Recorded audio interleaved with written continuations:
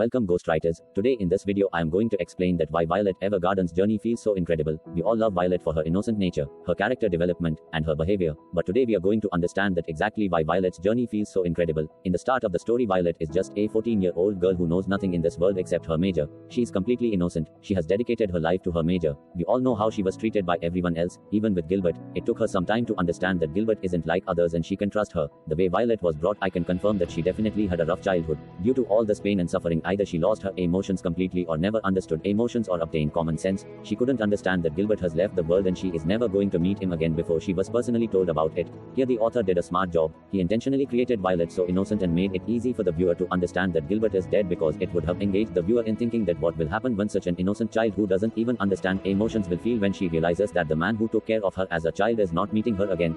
She becomes a ghostwriter to understand the meaning of I love you, but this journey is not so simple for her. She can't just see people happy and understand that what emotions means.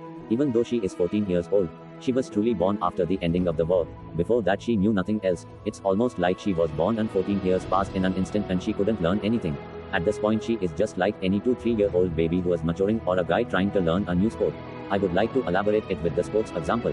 When you're trying to learn a new sport, it takes your time to understand it. You first see it somewhere, then you get excited, then you try to understand, but you can't because you can't understand the logic of everything. But when you watch the matches of sport again and again, you forget the concept of logic and accept it the way it is. Just like that, Violet is not able to understand the emotions so easily because she is looking for a logic for everything. This happiness, this joy, this overwhelming emotions, everything is new for her. Since she was a soldier, I don't need to tell you that how much negativity is in a war zone. Cries, blood, screams, violence. There is no way a human who first lived his childhood in misery and then in war zones will easily understand emotions. First the author makes us like the character, then he starts an interesting to follow journey due to which the viewer remains engaged.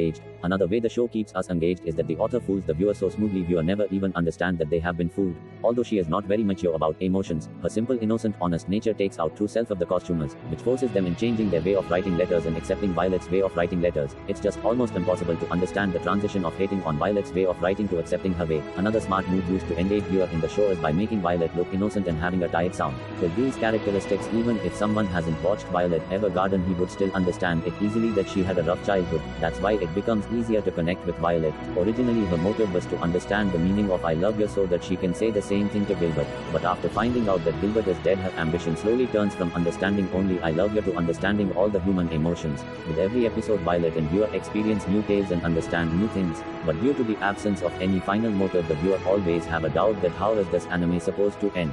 But in the end, viewer realizes that all of this was just setting up for the best letter of the anime.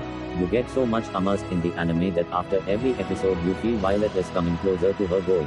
At one point you develop such a strong bond with Violet that whenever something good happens you feel happier than Violet herself. Also, we should also appreciate the animators, music composers and director for their sheer dedication in the making of this beautiful anime. You know, the makers have done a fantastic job when you start to feel like you are next to the character, observing her each and every action. At last, the thing that makes Violet's journey so incredible to experience is that they teach us the value of letters. I will try my best to not sound like a boomer. In an era where communication has become so easy that all you need is the will to talk, in that era the value of human emotions are decreasing. It is true that easily accessible things are not respected that much, but Violet's journey teaches us that no matter how much we evolve, the amount of feelings letters convey can't be replaced by any other medium. Taking a blank sheet of paper, picking up a pen and printing your feelings on the paper creates a beautiful environment for both the reader and writer.